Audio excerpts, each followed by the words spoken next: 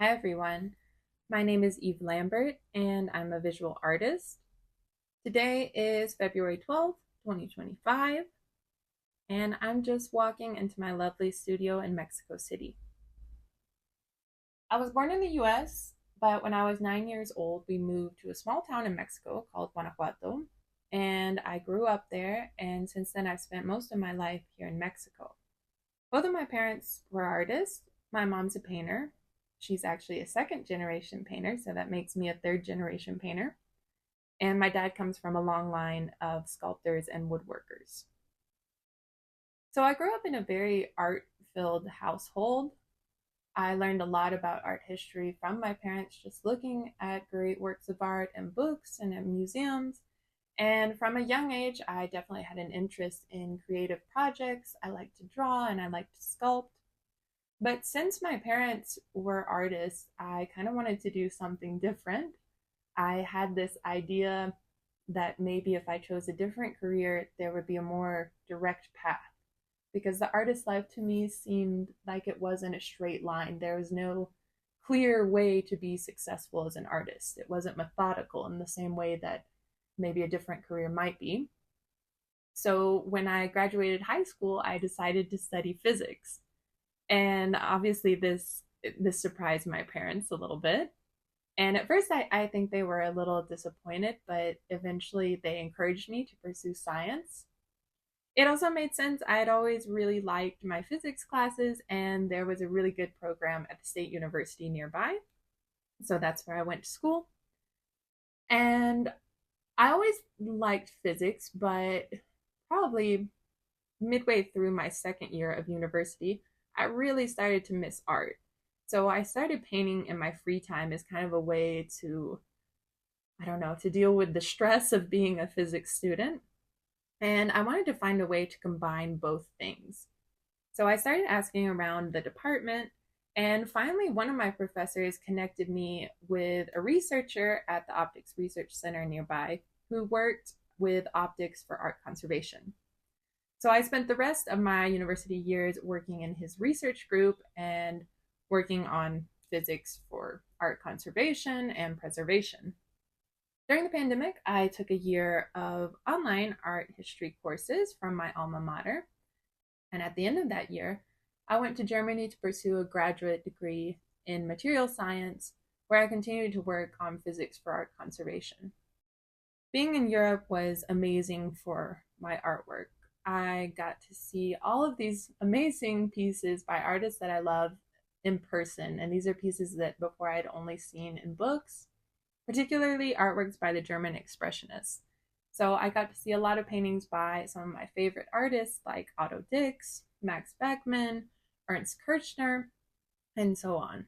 So after a year of graduate school in Germany, I decided to return to Mexico and pursue my career as an artist. And I kind of brought these influences of Expressionism with me. And since I've been here, I've been much more focused on the 20th century Mexican artists. Partly because being in Mexico City, I feel so privileged to have access to amazing murals by artists like Rivera, Orozco, and Siqueiros. And more recently, I've also seen a lot of exhibitions that showcase their portraiture work, which is really interesting to see. I love the narrative aspect of both Expressionism and social realism, and that's something that I'm trying to incorporate into my own work right now. I'm working on transitioning from pure portraiture to narrating scenes of everyday life. My idea is to express what it's like to be a young person in contemporary Mexico. I think the biggest challenge of being an artist is letting go of fear and letting go of fear of failure and other people's opinions and expectations. I think it's hard to be an artist because, as I mentioned earlier, there's not a straight path to success. Not that there is really for being a scientist or an academic either, though it may have seemed like that to me at the time. I think to be an artist, you just have to be really self confident in what you do and in your work. And in order to have that self confidence about your work, you have to master your craft. You have to put in the 10,000 hours. And even if you don't have the 10,000 hours yet, you have to feel good about what you're doing. You have to feel good about the technical aspect of your work, about the subject matter, about the message that you are transmitting to the spectator. And when you feel good about your work, I think this shows through your work. You also have to be very authentic. I think that insincerity really translates through artwork. So if you are creating a piece that talks about something that doesn't connect with you personally, it's going to show. And the viewer is going to be very aware that your piece isn't authentic. I think the advice that I would give to my younger self, as well as to any young artist, like I say, is to just lose this fear, is to pursue your passion, to not care about what other people think, and also to know your references. I think, like anything, it's important to know your art history. It's important to understand materials because this will save you a lot of time. And I think it's important to talk about whatever is prominent in your life. What speaks to you? What do you want to express to your audience? I've tried a lot of different painting techniques and materials. Most recently, I've been sticking to kind of a variation on the old master's oil painting technique, which has taken me a long time to perfect, and I continue to learn, still putting in my 10,000 hours.